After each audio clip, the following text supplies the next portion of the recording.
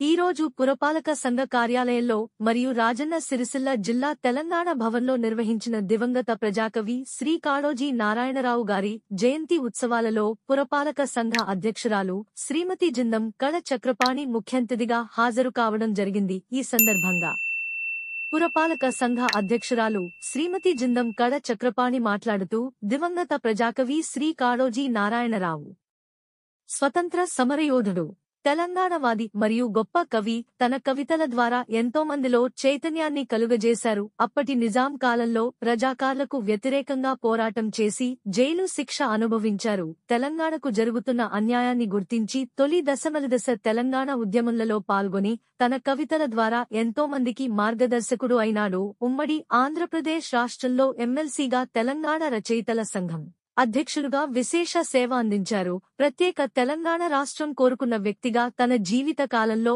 అన్ని సందర్భాల్లోనూ అసలుసిసలైన తెలంగాణవాదిగా జీవించారు. కాళోజీ గారి సేవలను గుర్తించి భారత ప్రభుత్వం పద్మవిభూషణ్ అవార్డులను అందజేసి సత్కరించగా తెలంగాణ రాష్ట్రం ఏర్పాటు అయిన తర్వాత తెలంగాణ తొలి ముఖ్యమంత్రివర్యులు శ్రీ కల్వకుంట్ల చంద్రశేఖర్ రావు ప్రజాకవి శ్రీ కాళోజీ నారాయణరావు గౌరవార్థం తెలంగాణ ప్రభుత్వ మెడికల్ యూనివర్సిటీకి కాళోజీ నారాయణరావు పేరు పెట్టి ఆయన పుట్టినరోజును తెలంగాణ భాషా దినోత్సవం గా ప్రకటించి కాళోజీ గారి జయంతి వేడుకలను ప్రభుత్వ పరంగా నిర్వహించేలా ఉత్తర్వులు జారీ చేశారు.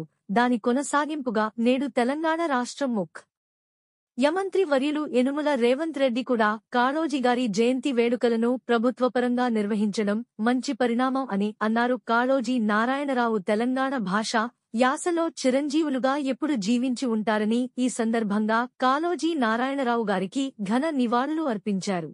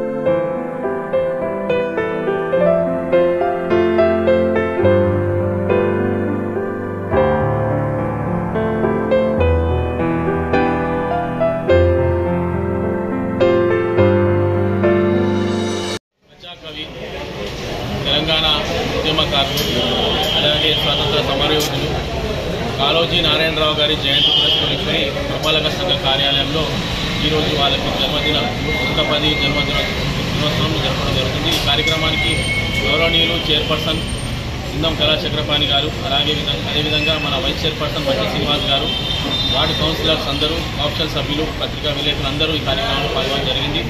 మన తెలంగాణ ఉద్యమంలో చాలా కీలకంగా పాత్ర పోషిస్తూ ఆయన ఈరోజు మనం చేసినటువంటి ఆయన స్మరించుకుంటూ ఈరోజు తెలంగాణ ప్రభుత్వము ఆయన స్మరించుకొని తెలంగాణ భాషా దినోత్సవంగా ప్రకటించడం జరిగింది.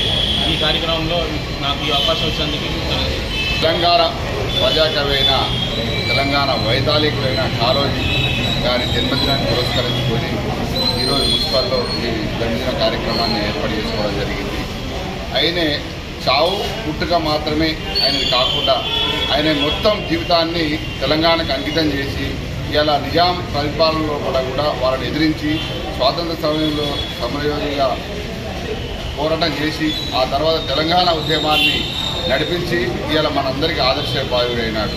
ఈ కార్యక్రమంలో గౌరవనీయులు చైర్పర్సన్ కింద కళా చక్రపాణి గారు మరియు కమిషనర్ గారు కాళోజీ నారాయణ గారి జయంతి వేడుకలు మున్సిపల్ పరిధిలో జరుపుకోవడం కార్యక్రమానికి మున్సిపల్ వైస్ చైర్మన్ గారు, కమిషనర్ గారు, గౌరవ కౌన్సిలర్లు, కౌన్సిల్ సభ్యులు అందరూ కూడా పాల్గొన్నారు. మరి వారు స్వతంత్ర సమయంలో పోరాడి తెలంగాణ ఉద్యమంలో కూడా తొలిదశ మణిదశగా కూడా మన రాష్ట్రానికి ఒక ఆదర్శంగా నిలిచిన మహనీయులు. వారు జయంతి వేడుకలు మన ముఖ్యమంత్రి వర్యులు తొలి ముఖ్యమంత్రి వర్యులు మరి ఇట్లాంటి మహనీయుల్ని గుర్తించి మరి ఒక వేడుక పండుగ రూపంగా చేయాలని కూడా ఆలోచించి చేయడం జరిగింది. అదే పూర్తి స్థాయిలో కూడా ఇప్పుడు ఈ ప్రభుత్వం కూడా అదే గౌరవంగా చేసుకోవడం జరుగుతుంది. ఎందుకంటే వారి యొక్క భాష అనేది మన తెలంగాణ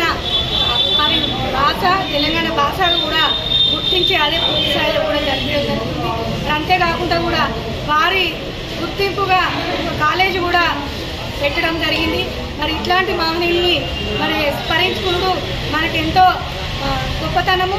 మరి కార్యక్రమంలో పాల్పంచుకుంటున్న అందరికీ మరొకసారి జయంతి